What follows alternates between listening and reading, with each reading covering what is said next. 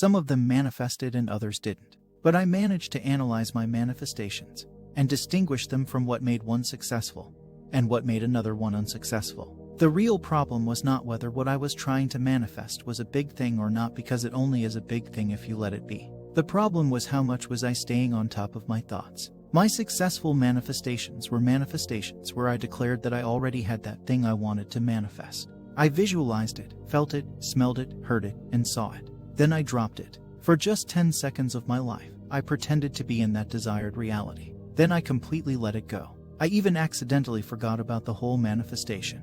It wasn't until it happened that I realized I intended to manifest it a couple of days ago. I didn't have to do SATs or go to sleep in my desired reality, or script, or affirm.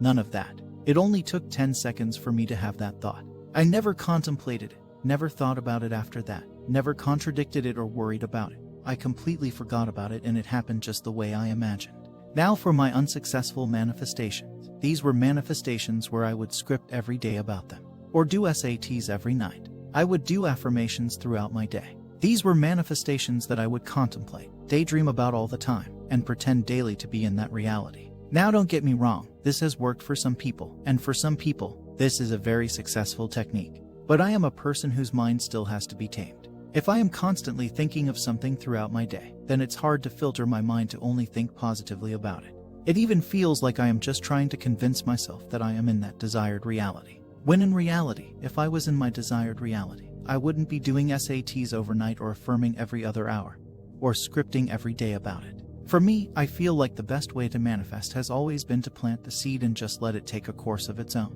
Don't bother it, don't take it out of the soil, don't stare at it waiting for it to grow. Just plant it and leave. You don't have to stop doing your SATs or affirmations, scripting, and methods. But if you're a person that overthinks and contemplates a lot about your manifestations, you should give this a try. The wisest thing you can do to manifest faster is to pay attention to how you're feeling at all times. The more you can uncover how you feel, the faster you'll gain control over how you feel in the present moment, which means that you're doing your best to always have that feeling that it's done. This manifests what you want faster for you. The Social Dilemma movie talks about tech companies altering people's behavior 1% at a time.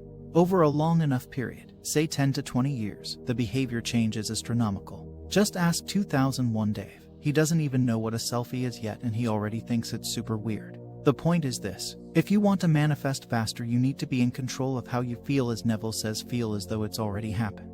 To feel as though it's already happened, you need to be in control of your feelings. You are always having feelings all the time, 24/7 forever. By extension, this means that you can, if you chose, pay attention to how you're feeling at every moment.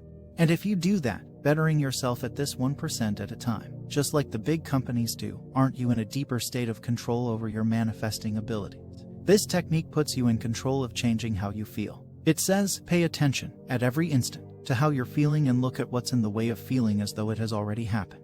This puts you directly in control of the 1% at every instant.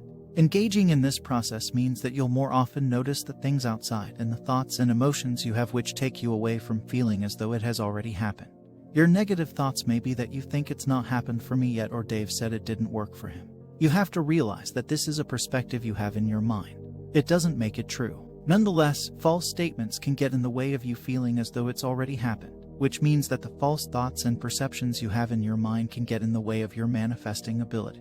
The key is to pay attention to yourself at all times and to learn to consciously change your perspective to feel that feeling you want more continuously. This is the secret. It's inside you at every moment, and it's under your conscious control.